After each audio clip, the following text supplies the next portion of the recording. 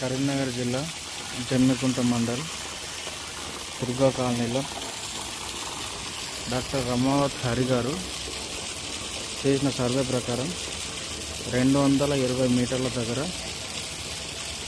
Water అనేది పడడం జరిగింది. టోటల్గా 300 ఫీట్ల దగ్గర ఆపేసినాం. 220 ఫీట్స్ దగ్గర 220 to 300 కంప్లీట్గా వాటర్ సోర్సెస్ అనేవి ఉన్నాయి.